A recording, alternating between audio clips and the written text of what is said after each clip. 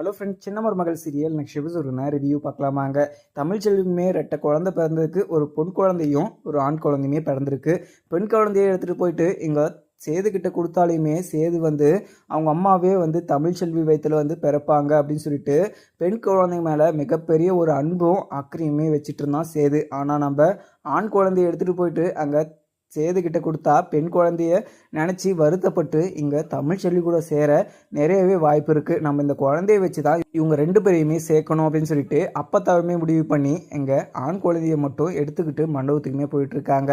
ஆனால் மண்டபத்தில் இந்த கல்யாணத்தை 1 மாதம் தள்ளி அதுக்கப்புறம் வச்சுக்கலாம் அப்படின்னு சொல்லிட்டு இங்கே சேதுவுமே சொல்லுவாங்க. இதை கேட்டதுமே ஈஸ்வரிக்கும் ரொம்பவே அதிர்ச்சியாகவும் இருக்கும். அதே மாதிரி ஐஸ்வர்யாங்க அப்பாவுக்கும் அம்மாவுக்கும் மிகப்பெரிய ஒரு அதிர்ச்சியாகவும் இருக்கும். அதுக்கப்புறம் ஐஸ்வர்யாவும் நம்ம எப்படியாவது இந்த கல்யாணத்தை ட்ராமா பண்ணி நடத்தியே ஆகணும் அப்படின்னு சொல்லிட்டு ஐஸ்வர்யாவும் டிசைட் பண்ணுறாங்க. அதுவும் இல்லாமல் இங்கே ராஜாங்கமும் சேது என்னப்பா இந்த டைமில் நீ இப்படி சொல்லிக்கிட்டு இருக்க, இப்போ மனவேட வெறி வந்துருச்சு, இந்த டைமில் நீ இப்படி சொன்னால் எப்படிப்பா அப்படின்னு சொல்லிட்டு ராஜாங்கமும் கேட்கவும் உடனே இங்கே சேதுவும் அப்பா எனக்கு இந்த நேரம் தள்ளி போனது எனக்கு கொஞ்சம் பிடிக்கலப்பா, அதுவும் இல்லாமல் ஒரு நல்ல நேரத்தில் நடக்கணும் கல்யாணம், அதுவும் இல்லாமல் ஏனோ தடோன்னு சொல்லிட்டு நம்ம பண்ணக்கூடாது, அதனால் பொறுமையாக நிதானமாக பேசிட்டு அதுக்கப்புறம் நம்ம 1 மாதத்துக்கு அப்புறம் இந்த கல்யாணத்தை வச்சுக்கலாம்ப்பா, அதனால தான் சொன்னேன், உங்களுக்கு என்ன முடிவோ அது பாருங்கள் அப்படின்னு சொல்லிட்டு சேதுவும் சொல்லிடுறாங்க. அதுக்கப்புறம் என்ன இங்கே ஈஸ்வரியும் சித்ராவும் சேது இந்த டைமில் நீ இப்படியெல்லாம் பேசவே கூடாது, அதுவும் இல்லாமல் ஐஸ்வர்யா மனசு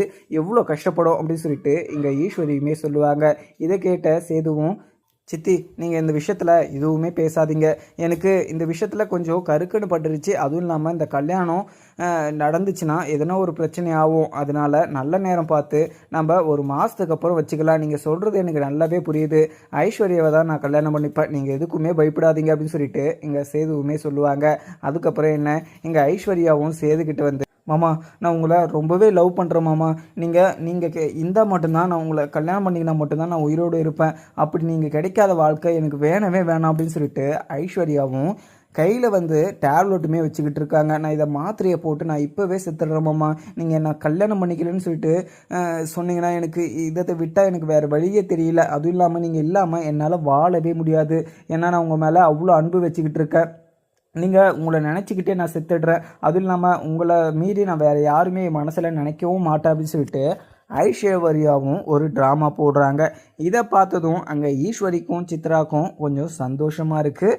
இங்கே சாபுத்திரிக்கும் தாமரைக்கும் ரொம்பவே அது கோபமாகவும் இருக்குது. உடனே இங்கே சாபுத்திரி இது எதுக்காக இங்கே சேதுவை நீ பிளாக் மெயில் பண்ணிக்கிட்டு இருக்க, சேதுக்கு இதில் கொஞ்சம் விருப்பம் இல்லை, அதுவும் இல்லாமல் இது தீர விசாரிச்சுட்டு அதுவும் இல்லாமல் நல்ல ஒரு முடிவு எடுத்துகிட்டு நல்ல நாள் பார்த்து 1 மாதம் கழிச்சு வச்சுக்கலாம் அப்படின்னு சொல்லிட்டு சேது சொல்லிக்கிட்டு இருக்கான். இந்த மாதிரி ஒரு டைமில் நீ இப்படியெல்லாம் பேசவே கூடாது அப்படின்னு சொல்லிட்டு அங்கே சாபுத்திரி ஐஸ்வர்யா கிட்ட சொல்லவும் உடனே ஐஸ்வர்யாவும் அத்தை நீங்கள் கொஞ்ச நேரம் அமைதியாக இருங்க, ஏன்னாங்க நான் சேது மாமா கிட்ட பேசிக்கிட்டு இருக்கேன், மாமாவை கல்யாணம் பண்ணலாம் நான் உயிரோடு இருக்க மாட்டேன், அதுவும் இல்லாமல் மாமா இந்த கல்யாணத்தை தள்ளி வைக்கலான்னு சொல்லிட்டு சொன்னாலுமே என் உயிர் இப்போவே போயிடும் அப்படின்னு சொல்லிட்டு ஐஸ்வர்யா அந்த மாத்திரையுமே போடுறதுக்காக போகிறாங்க.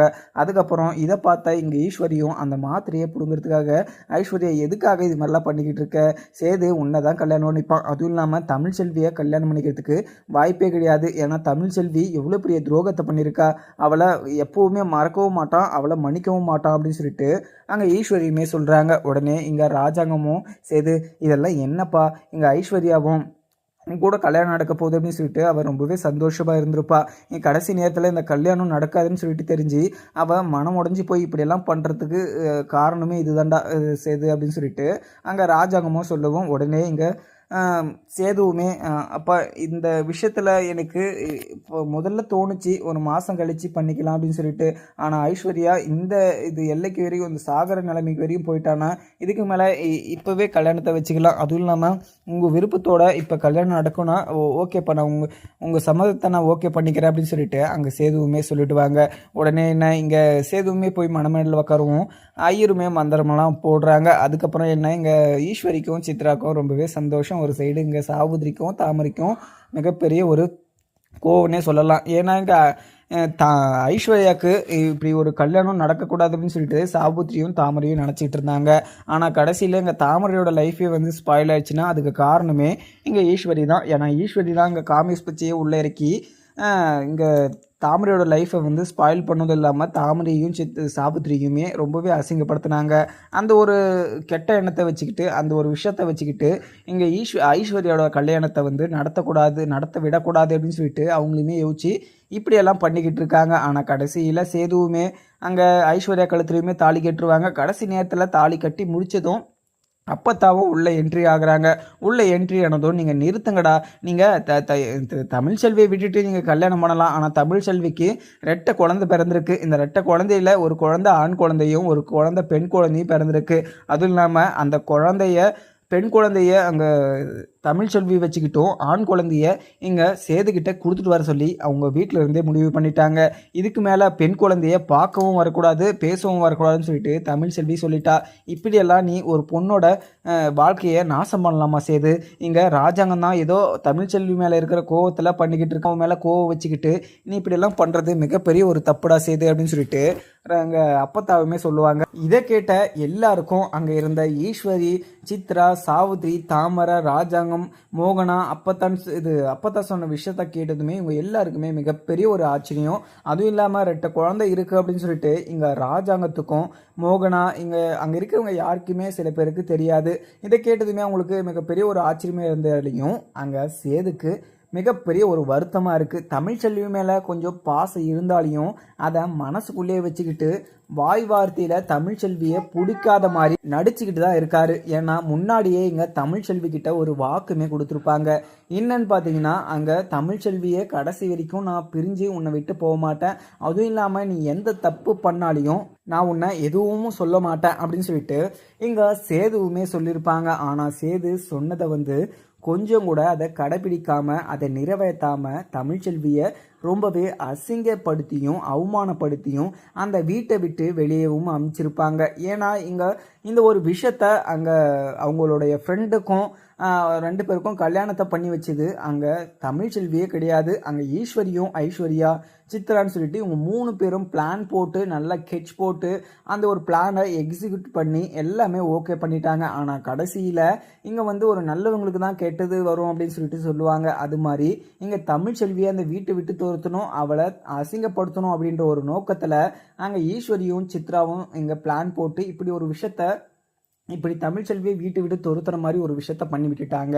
ஆனால் இது எதுவுமே புரிஞ்சிக்காம அங்கே இருக்கிற ராஜாங்கம், சேதுன்னு சொல்லிட்டு தமிழ்ச்செல்வி மேலே கொஞ்சம் கூட ஒரு பாசம் இல்லாமல் ஒரு அக்கறை இல்லாமல் ரொம்பவே அசிங்கப்படுத்தியுமே வீட்டை விட்டு துரத்திட்டாங்க. ஆனால் ராஜாங்கமும் அங்கே சேதுக்கிட்ட கொஞ்சம் எடுத்து சொல்லியிருக்கணும். ஏன்னா தமிழ்ச்செல்வி இப்படி பண்ணக்கூடிய ஒரு பர்சன் கிடையாது அப்படின்னு சொல்லிட்டு ராஜாங்கம் சொல்லியிருக்கணும். ஆனால் ராஜாங்கமும் சொல்ல கிடையாது, இங்கே சேதுவும் சொல்ல கிடையாது. ஏன்னா சேது வந்து அங்கே கொடுத்துருக்கலாம் வாக்கு, ஆனால் வாக்கு கொடுத்த மாதிரி தமிழ்ச்செல்விக்கு நிறைவேற்றலன்னு தான் சொல்லலாம். ஏன்னா தமிழ்ச்செல்வி உண்மையாக தான் இருந்தாங்க, இப்போது அந்த உண்மையில் தான் இருந்துக்கிட்டு இருக்காங்க. ஆனால் சேது வந்து கொஞ்சம் கூட அவங்க மேலே ஒரு அக்கறை இல்லாமல் ரொம்பவே அசிங்கப்படுத்தியும் வீட்டை விட்டு அமிச்சதுனால அங்கே தமிழ்ச்செல்வி எல்லாத்தையுமே யோசிச்சு பார்த்து மறுபடியும் நான் இந்த வீட்டுக்குள்ளே வர மாட்டேன் அப்படின்னு சொல்லிட்டு அங்கே வீட்டு முன்னாடி இருக்கிற ஒரு கோயில் முன்னாடி கற்பூரத்தை ஏற்றி சத்தியமும் பண்ணிட்டு போயிருப்பாங்க. இதெல்லாம் யோசிச்சு அப்பத்தாக்கும் மோகனாக்கு இங்கே மலருக்குன்னு சொல்லிட்டு அவங்க எல்லாருக்குமே ரொம்பவே வருத்தமாகவும் இருந்துச்சு.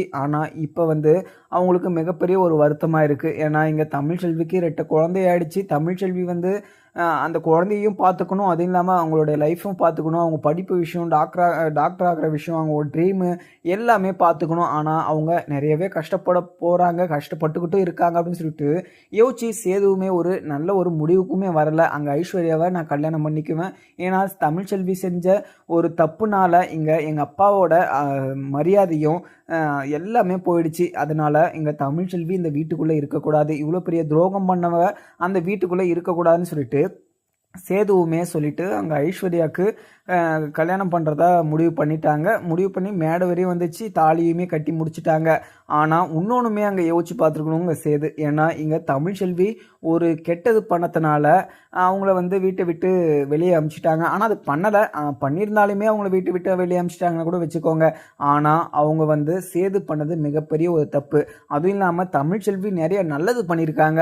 ஒரு தப்பு பண்ணத்தினால அவங்க வீட்டை விட்டு துரத்தி விட்டுட்டாங்க, ஆனால் நிறைய நல்லது பண்ணியிருக்காங்க. அந்த ஒரு விஷயத்தை யோசிச்சாவது அங்கே சேது வந்து ஒரு நல்ல முடிவாக தானே எடுத்துக்கணும். ஏன்னா இங்கே ராஜாங்கத்தை அந்த ஆபத்தான காட்டுக்குள்ளே இருந்து அந்த மாற்று மருந்து கொண்டு வந்து ராஜாங்கத்தை காப்பாற்றினாங்க. அதுவும் இல்லாமல் வீட்டில் இருக்கவங்க எல்லாருமே காப்பாற்றினாங்க.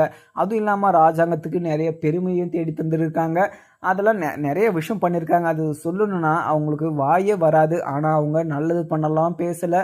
ஆனால் இப்போ ஒரு கெட்டது பண்ணிட்டாங்க அப்படின்னு சொல்லிட்டு அங்கே தமிழ்ச்செல்வியை ரொம்பவே அவமானமும் படுத்திக்கிட்டு இருக்காங்க. இப்படியெல்லாம் பண்ணுற ஒரு வீட்டில் நான் இருக்க மாட்டேன் அப்படின்னு சொல்லிட்டு தமிழ்ச்செல்வி போனது ஒரு நல்ல முடிவுன்னு சொல்லுவேன். ஏன்னா தமிழ்ச்செல்வி அவங்க சொல்கிறதெல்லாம் கேட்டுக்கிட்டு அந்த வீட்டில் இருக்கிறத விட அவங்க அவங்க அம்மா வீட்டில் இருக்கிறதே ரொம்பவே பெஸ்ட்டான ஒரு விஷயம். அது இல்லாமல் நான் நினைக்கிற மாதிரி டாக்டர் ஆகி இந்த ஊர் மக்களுக்கு நான் ஃப்ரீ சேவை பண்ணுவேன் அப்படின்னு சொல்லிட்டு அவங்க தனியாகவும் வந்துட்டாங்க. ஆனால் இப்போ வரைக்கும் இப்போ ஒரு 2 குழந்தை ஆயிடுச்சு, இந்த குழந்தை பிறந்திருக்கு அப்படின்னு சொல்லிட்டு யோசிச்சுமே இங்கே சேது ஒரு நல்ல முடிவை எடுத்துருக்கணும். ஆனால் இப்போவுமே அவங்களுக்கு மனசாட்சி இல்லாமல் ஐஸ்வர்யாவை தான் நான் கல்யாணம் பண்ணுன்னு சொல்லிட்டு மணமேடை வரையும் தாலியுமே கட்டிட்டாங்க. ஆனால் கடைசியில் எங்கள் அப்பத்தாவும் அந்த குழந்தையுமே வச்சுட்டாங்க. வச்சுது நீ இந்த ஆண் குழந்தைய வச்சு நீ வளர்த்துக்கோ, அது இல்லாமல் இன்னொரு பெண் குழந்தைய கண்டிப்பாக நீ அந்த குழந்தைகிட்ட பார்க்கவோ பேசவோ எதுவுமே பண்ணக்கூடாது கடைசி வரைக்கும் அப்படின்னு சொல்லிட்டு எங்கள் தமிழ்ச்செல்வி ரொம்பவே உறுதியாகவும் சொல்லிட்டா அப்படின்னு சொல்லிட்டு இங்கே அப்பத்தாவுமே சொல்லுவாங்க. இதை கேட்டதுமே இங்கே சேதுவுமே, அப்பத்தா என்ன பேசிக்கிட்டு இருக்கீங்க? என்னோட குழந்தைய நான் தான் பார்க்க வருவேன், வேற யாரும் பார்க்க வருவாங்க? அதெல்லாம் அவ சொல்ல முடியாது. என்னோட குழந்தைய என்னால் பார்க்கணும், அதுவும் இல்லாமல் நான் பார்த்தே ஆகுவேன் அப்படின்னு சொல்லிட்டு இங்கே சேதுவுமே சொல்லுவாங்க. இதை கேட்ட அப்பத்தாவும், ஏண்டா உனக்கும் அவளுக்கும் எந்த ஒரு ஒட்டு உறவும் இல்லைன்னு சொல்லிட்டு நீ முடிச்சுட்டு வந்துட்ட, இதுக்கு மேலே அவளுக்கும் உனக்கும் என்னடா இது இருக்குது? நீ அவளோட குழந்தைய பார்க்கறதுக்கு உனக்கு என்ன ரைட்ஸ் இருக்குது அப்படின்னு சொல்லிட்டு அப்பத்தாவுமே கேட்பாங்க. இதுக்கு சேதுக்கிட்ட எந்த ஒரு பதிலுமே கிடையாது. ஏன்னா சேது பண்ணுறது தப்புன்னு சொல்லிட்டு சேது மனசாட்சிக்கே தெரியும்.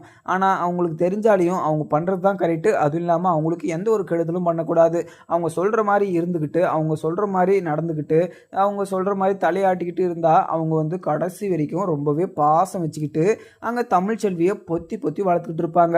இப்படியெல்லாம் ஒரு பர்சன் இருக்கவே மாட்டாங்க. அதுவும் இல்லாமல் தமிழ்ச்செல்வி சேதுக்கும் சரி, அங்கே இருக்கிற ராஜாங்கம் சொல்லிட்டு எல்லாருக்குமே, இப்போ ராஜாங்கமே அங்கே உயிரோடு இருக்காங்கன்னா அதுக்கு காரணமே இங்கே தமிழ்ச்செல்வின்னு புரிஞ்சுக்கணும் இங்கே சேது. ஏன்னா சேது புரிஞ்சிக்காமல் இப்படி பேசிக்கிட்டு இருக்குது மிகப்பெரிய ஒரு தப்பு. அதுவும் இல்லாமல் அங்கே கடைசி வரைக்கும் தமிழ்ச்செல்வி மேலே மிகப்பெரிய ஒரு அன்பும் மரியாதையும் வச்சுக்கிட்டு இருக்காங்க அப்பத்தா மட்டும்தான் அவங்க ஒரு நிலையான ஒரு அன்பையும் பாசத்தையும் வச்சுக்கிட்டு இருக்காங்க. ஏன்னா அப்பத்தா அப்போ இருந்தே தமிழ்ச்செல்வியும் சேதுவும் 2 பேரும் சேர்ந்து சந்தோஷமாக இருந்தால் அதுவே போதும் அப்படின்னு சொல்லிட்டு அவங்க சாகர எல்லைக்கு வரைக்குமே போயிட்டு வந்துட்டாங்க. ஏன்னா நான் செத்தாதான் அவங்க ஒன்று சேருவாங்க அப்படின்னு சொல்லிட்டு அவங்க செத்த மாதிரி ஆக்டிங் பண்ணி என்னென்னமோ ஒண்ணி பார்த்தாங்க. அப்பயுமே அவங்க 2 பேரும் ஒன்று சேர்ற மாதிரி இல்லை அப்படி இப்படின்னு சொல்லிட்டு ஒன்று சேர்ந்தாங்க. அதுக்கப்புறம் ஒன்று சேர்ந்து அதுக்கப்புறம் அப்படி இப்படின்னு சொல்லிட்டு ஈஸ்வரி பண்ண பிரச்சனைனால இங்கே தமிழ்ச்செல்வி மேலே பேர் தமிழ்ச்செல்வியை வீட்டு விட்டு துரத்திட்டாங்க. தமிழ்ச்செல்வி இப்போ ஹாஸ்பிட்டலில் 2 குழந்தைய பெற்று அங்கே ரிசர்வ்லேயும் மயக்க நிலையிலுமே இருக்கிறாங்க. ஆனால் இந்த மாதிரி ஒரு சுச்சுவேஷனில் எங்கள் அப்பத்தா இந்த குழந்தைய வச்சு தான் 2 பேரையுமே ஒன்று சேர்க்கணும் அப்படின்னு சொல்லிட்டு அந்த ஆண் குழந்தையுமே எடுத்துகிட்டு அங்கே சேது மணமேடையிலேயே அங்கே வச்சுடுவாங்க. அதுக்கப்புறம் என்ன, இங்கே ஈஸ்வரியும் அது அத்தை என்னத்தை பண்ணிக்கிட்டு இருக்கீங்க? இங்கே சேது அங்கே தமிழ்ச்செல்விக்கும் சேதுக்கும் எந்த ஒரு ஒட்டு உறவும் இல்லைன்னு சொல்லிட்டு முடிச்சுட்டு வந்துட்டான். இப்போ நீங்கள் தமிழ்ச்செல்வி குழந்தைய எதுக்காக இங்கே எடுத்துகிட்டு வச்சுருக்கீங்க அப்படின்னு சொல்லிட்டு இங்கே ஈஸ்வரியுமே கேட்பாங்க. இதை கேட்ட அப்பத்தா பயங்கர கோவத்தோட, என்னடி அடியே சிரிக்கிங்களா? நீங்கள் பண்ண தப்பெல்லாம் எனக்கு தெரியாதுன்னுக்கிறீங்களா? நீங்கள் என்னென்ன தப்பு பண்ணீங்கன்னு சொல்லிட்டு எல்லாமே எனக்கு தெரியும். ஆனால் தெரிஞ்சியுமே அந்த வீட்டில் உங்களெல்லாம் வச்சுக்கிட்டு இருக்காங்க பார்த்தீங்களா, அவங்க தான் முட்டாள். இங்கே தமிழ்ச்செல்வி எவ்வளோ தான் தப்பு பண்ணியிருக்கா, எவ்வளோ தான் நல்லது பண்ணியிருக்கா அப்படின்னு சொல்லிட்டு யாரும் நல்லது பண்ணதை நினைக்காம அவள் பண்ண ஒரு தப்பை நினச்சி நீங்கள் அவளை வீட்டை விட்டு துரத்துறதுக்கு நீங்கள் ஒரு நாள் நல்லா கண்டிப்பாக ஃபீல் பண்ண தான் போகிறீங்க அப்படின்னு சொல்லிட்டு அப்பத்தா சொல்லிடுறாங்க. அதுவும் இல்லாமல் இங்கே ஈஸ்வரி நீ பேசுறதுக்கு கொஞ்சம் கூட ரைட்ஸே கிடையாது. அதுவும் இல்லாமல் இது தமிழ்ச்செல்விக்கும் சேதுக்கும் இருக்கிற ஒரு உறவு. அந்த ஒரு உறவுக்கு நான் ஒரு நியாயம் கேட்க வந்திருக்கேன். நீ இதில் பேசவே கூடாது. ஏன்னா நீ இதில் 3வது மனுஷி தான். ஏன்னா இந்த ஒரு விஷயத்தில், இந்த ஒரு ஃபேமிலி விஷயத்தில் நீ கண்டிப்பாக பேசவும் கூடாது. இதில் எதிர்த்து நீ கேள்வியுமே கேட்கக்கூடாது அப்படின்னு சொல்லிட்டு இங்கே அப்பத்தாவுமே சொல்லிடுவாங்க. அதுக்கப்புறம் கப்புச்சுப்புன்னு சொல்லிட்டு இங்கே ஈஸ்வரியுமே எதுவுமே பேச மாட்டாங்க. பட் இங்கே சேது என்ன முடிவெடுக்க போகிறாரோ அதுதான் இங்கே இருக்கிறது. குழந்தைய பார்த்ததும் அவங்களுக்கு இழகன மனசாயிடுது இங்கே சேதுக்குமே. உடனே சேது என்ன முடிவெடுக்க போகிறான்னு சொல்லிட்டு திணறி நின்றுக்கிட்டு இருக்க ராஜாங்கமும் அங்கே அப்பத்தா கிட்ட எதுவுமே பேசாமலும் நின்றுறாங்க. ஏன்னா ராஜாங்கத்துக்கு அந்த ஒரு விஷயத்தில் என்ன தான் முடிவெடுக்கிறதுன்னு சொல்லிட்டு தெரியல. ஆனால் ராஜாங்கத்துக்கு இப்போ கொஞ்சம் கில்ட்டி ஃபீலாகவும் ஆகும். ஏன்னா இப்போ தமிழ் தமிழ்ச்செல்வி காப்பாற்றினால தான் இங்கே ராஜாங்கமும் இப்போ உயிரோடு இருக்காங்க.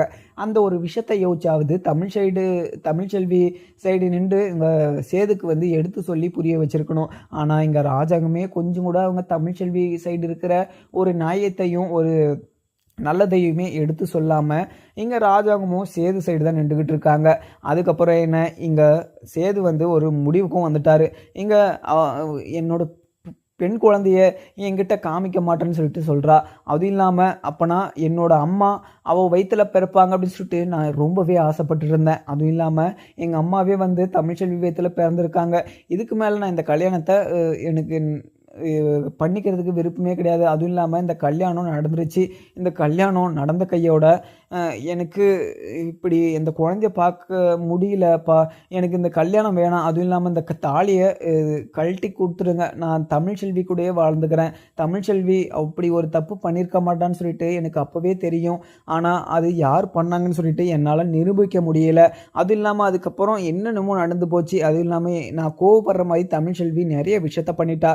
அதனால் தமிழ்ச்செல்வி மேலே கோவத்தில் நான் இங்கே ஐஸ்வர்யாவை கல்யாணம் பண்ணிக்கிறதுக்காக ஒத்துக்கிட்டு இங்கே கல்யாணம் வரையும் வந்து அவளை கல்யாணமும் பண்ணிக்கிட்டேன். இதுக்கு மேலே ஐஸ்வர்யா என்னை மன்னிச்சிக்கோ, ஏன்னா நான் உன் கழுத்தில் தாலி கட்டிட்டேன், என்ன நீ மன்னிக்கணும். ஏன்னா எனக்கு 2 குழந்தை இருக்குது. அதுவும் இல்லாமல் என்னோடய குழந்தைங்கள நான் பார்க்கணும். நான் உன்னை கல்யாணம் பண்ணிக்கிட்டேன்னா என்னோட குழந்தைங்கள என்னால் பார்க்க முடியாது.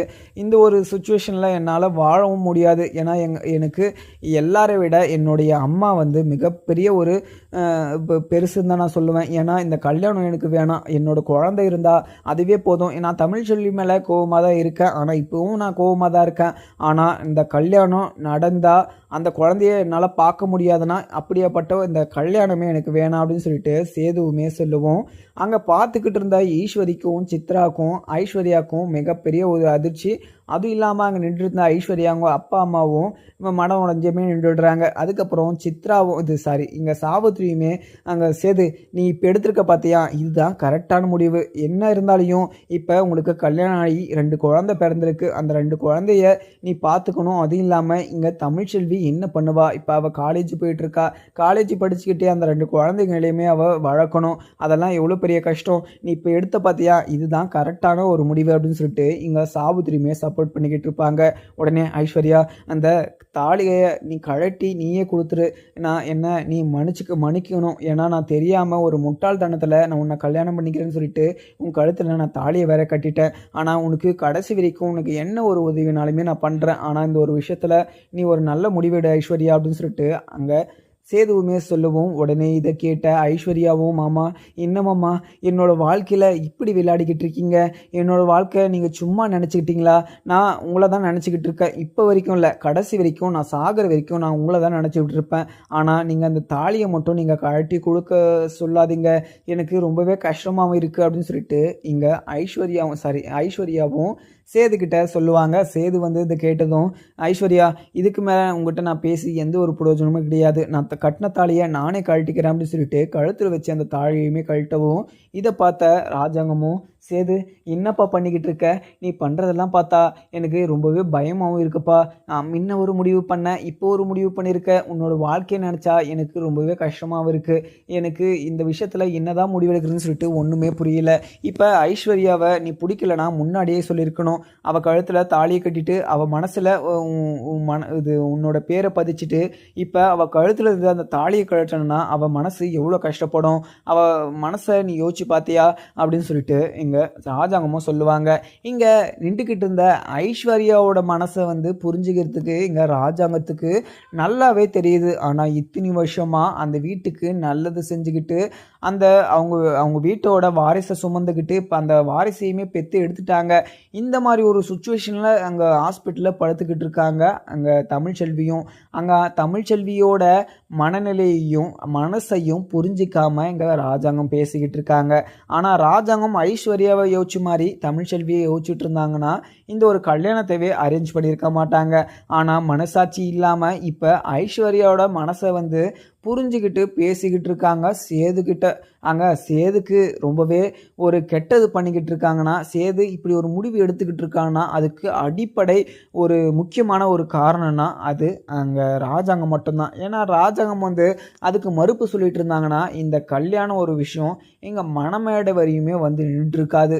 ஆனா ராஜாங்கம் அப்ப எடுத்த முடிவு இப்ப வரைக்குமே அதிலே நின்றுக்கிட்டு, இப்ப இப்படியெல்லாம் பேசிக்கிட்டு இருக்காங்க. இந்த மாதிரி ஒரு சிச்சுவேஷன்ல சேதுவுமே என்ன முடிவெடுக்கிறதுன்னு சொல்லிட்டு திணறிக்கிட்டு தான் நின்றுக்கிட்டு இருக்காங்க. உடனே இங்க அப்பத்தாவும், என்ன ராசாங்கம் நீயே இது மாதிரிலாம் பேசிக்கிட்டு இருக்க, இப்ப நீ ஐஸ்வர்யாவோட மனசு வலிக்கும், நெஞ்சு வலிக்கும், இது தலை வலிக்குன்னு சொல்லிட்டு சொல்லிக்கிட்டு இருக்க. ஆனா அங்க ஹாஸ்பிட்டல்ல மயக்க நிலையில படுத்துக்கிட்டு இருக்க தமிழ்ச்செல்வியே உனக்கு அவளோட மனசை புரிஞ்சுக்கிறதுக்கு கொஞ்சம் கூட நீ டைம் ஸ்பெண்ட் பண்ணலை. ஆனால் தமிழ்ச்செல்வி இந்த வீட்டுக்காகவும் உங்களுக்காகவும் எவ்வளோ உழைச்சிருக்கா. அதுவும் இல்லாமல் உங்களை காப்பாற்றுறதுக்காக அந்த ஆபத்தான அந்த விஷ வண்டுக்கிட்ட இருந்து அந்த ஆபத்தான அந்த மருந்தை எடுத்துகிட்டு உங்களை காப்பாற்றணும் இல்லாமல் எல்லாமே பண்ணியிருக்கா. ஆனால் நீங்கள் கொஞ்சம் கூட இங்கே தமிழ்ச்செல்வியை பற்றி நீங்கள் யோசிக்க கூட மாட்டீங்க அப்படின்னு சொல்லிட்டு அங்கே அப்பத்தாவுமே சொல்லுவாங்க. இதை கேட்ட ராஜாங்கத்துக்கு எந்த ஒரு பேச்சுமே இல்லை. ஏன்னா அவங்களுக்கு பேசுறதுக்கு வேற எந்த ஒரு வார்த்தையுமே இல்லை. ஏன்னா அப்போ அவங்க பண்ணுறது தப்புன்னு சொல்லிட்டு அவங்களுக்கே நல்லாவே புரியுது. ஆனால் புரிஞ்சுக்கிட்டு இங்கே தமிழ்ச்செல்வியை கஷ்டப்படுத்தணும், அசிங்கப்படுத்தணும் அப்படின்னு சொல்லிட்டு ஒரே நோக்கத்தில் அந்த கல்யாணத்தை பண்ணுறாங்க.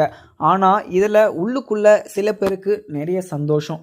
இந்த கல்யாணம் நடந்தால் அங்கே இருக்கிற ஈஸ்வரிக்கும் சித்ராக்கும் மிகப்பெரிய ஒரு சந்தோஷம். எதுக்காக சந்தோஷம் அப்படின்னு பார்த்தீங்கன்னா, அங்கே ஐஸ்வர்யாவும் சேதுவை கல்யாணம் பண்ணிக்கிறாங்க.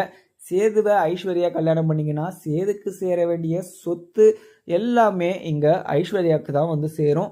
அந்த ஒரு சொத்தை நாம் தான் ஆட்டையா போட போகிறோம் அப்படின்னு சொல்லிட்டு நினச்சிக்கிட்டு இருக்காங்க ஈஸ்வரியும் சித்ராவும். ஆனால் இது கடைசி வரைக்கும் இது நிரந்தரமாக இருக்கவே போகிறதில்ல. அதுவும் இல்லாமல் கடைசி வரைக்கும் அந்த நிலத்தையும் ₹1 கூட அவங்க இல்லாமல் கடைசியில் பிச்சை தான் எடுத்துக்கிட்டு இருக்க போகிறாங்க. ஆனால் இங்கே சாபுத்திரியும் தாமரையும் பார்த்தீங்கன்னா செஞ்ச தப்புக்கு அங்கே காமேஷுக்கு பிச்சை கூட போயிட்டு கொஞ்ச நாள் பிச்சை எடுத்துகிட்டு இப்போ டிவோர்ஸும் வாங்கிட்டு இந்த ராஜாங்கம் வீட்டுக்குள்ளேயுமே வந்துட்டாங்க. ஆனால் இப்போ அவங்களுமே இந்த கல்யாணம் நடக்கக்கூடாதுன்னு தான் நினச்சிக்கிட்டு இருக்காங்க. இப்போ அவங்க எந்த ஒரு கெடுதலும் நினைக்காம எந்த ஒரு மற்றவங்களுக்கு ஒரு கெடுதல் கொடுக்காமலையும் அவங்க வாழ்கிறதுக்கு முயற்சி பண்ணிக்கிட்டு இருக்காங்க. ஏன்னா அவங்க நிறையவே அடிபட்டுட்டாங்க. அதுவும் இல்லாமல் மறுபடியும் நம்ம இது மாதிரி ஒரு தப்பு பண்ணோன்னா இந்த வீட்டுக்குள்ளேயே மறுபடியும் நம்மளை சேர்க்க மாட்டாங்க அப்படின்ற ஒரு விஷயம் அவங்களுக்கு புரிஞ்சிச்சு. ஆனால் இங்கே ஈஸ்வரிக்கும் சித்ராக்கும் புரிய வரல. ஆனால் புரிகிற போது அவங்களுமே கரெக்டாக இருப்பாங்க அப்படின்ற ஒரு விஷயம் மட்டும் இது இங்கே உறுதியாக இருக்குது. அதுவும் இல்லாமல் அப்பத்தாவும் எல்லா விஷயத்தையும் சொல்லிட்டாங்க. இங்கே சேதுவும் இங்கே ஐஸ்வர்யா கழுத்தில் இருக்கிற தாலியை கழட்டி கொடு அப்படின்ற மாதிரியுமே சொல்லிட்டு இருப்பாங்க. அப்புறம் அங்கே கழுத்தில் இருந்து அந்த தாலியை அவுக்கவும் இதை பார்த்த அப்பத்தாக்கு ரொம்பவே சந்தோஷம். ஏன்னா அப்பத்தா என்ன முடிவு பண்ணிவிட்டு அங்கே ஹாஸ்பிட்டல்லேருந்து கிளம்புனாங்கன்னா, இந்த ஆண் குழந்தைய வச்சுட்டு நாம் தமிழ்ச்செல்வியும் சேதுவையும் சேர்த்து வைக்கணும். இதுதான் ஒரே காரணமாக நம்ம யூஸ் பண்ணணும். ஏன்னா மற்றபடி அவங்க 2 பேரையுமே சேர்த்து வைக்கிறதுக்கு வேறு எந்த வழியுமே கிடையாது. ஏன்னா அங்கே சேதுவுமே முட்டாள்தனமாக இப்படியெல்லாம் ஒரு முடிவை எடுத்துக்கிட்டு இருக்கான். இந்த மாதிரி ஒரு சுச்சுவேஷனில் நம்ம அவங்க வழியிலேயே போயிட்டு தான் நம்ம வழியில் வர வைக்கணும் அப்படின்னு சொல்லிட்டு யோசிச்சு ஒரு நல்ல முடிவுமே அங்கே எக்ஸிக்யூட் பண்ணியிருப்பாங்க. பட் ஆனால் இங்கே ஈஸ்வரிக்கு ரொம்பவே கோவம். அப்போ இது அத்தை என்னத்த நீங்கள் இங்கே கல்யாணம் நடந்து முடிஞ்சிருச்சு, இப்போ நீங்கள் தமிழ்ச்செல்வியோட குழந்தைய எடுத்துகிட்டு வச்சுருக்கீங்க.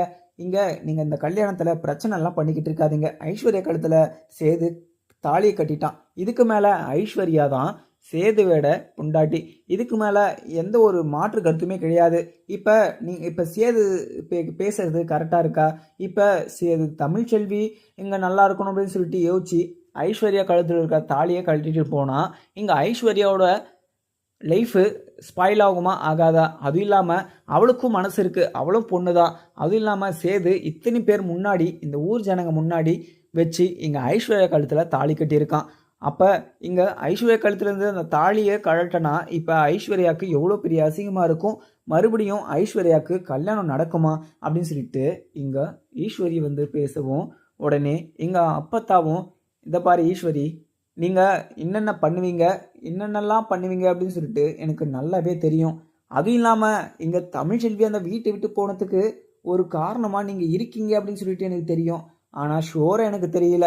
ஆனால் நீங்கள் என்னைக்கா ஒரு நாள் நீங்கள் கண்டிப்பாக மாட்டுவீங்க.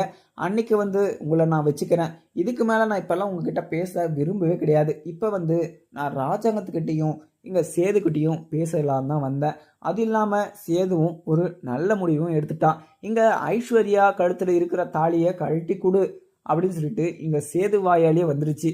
அதுவும் இல்லாமல் இங்கே முன்னாடியே தமிழ்ச்செல்விக்கும் சேதுக்கும் கல்யாணம் ஆயிடுச்சுன்னு தெரியும். அங்கே கல்யாணம் ஏற்பாடு பண்ணாங்க. கல்யாணம் பண்ணிக்கணும் அப்படின்னு சொல்லிட்டு ரொம்பவே ஆசையாக இருந்துச்சு. சேது சொன்னதுனால நீங்கள் கல்யாணத்துக்கு ஒத்துக்கிட்டீங்க. அதே மாதிரி இப்போ சேது அந்த தாலியை கழட்டி கொடுக்க சொல்கிறான். அதே மாதிரி சேது சொன்ன மாதிரி நீங்கள் அந்த தாலியை கழட்டி கொடுத்துருங்க. ஏன்னா சேதுக்கு 2 குழந்தை ஆயிடுச்சு. அவனுமே குழந்தைய பார்த்துக்கணும் அப்படின்னு சொல்லிட்டு இங்கே அப்பத்தா ரொம்பவே தைரியமாகவும் பேசிக்கிட்டு இருக்காங்க. அதுக்கப்புறம் என்ன நடக்குதுன்னு பார்க்கலாமாங்க. வீடியோ பிடிச்சிருந்தா லைக் பண்ணுங்கள். Thank you friends.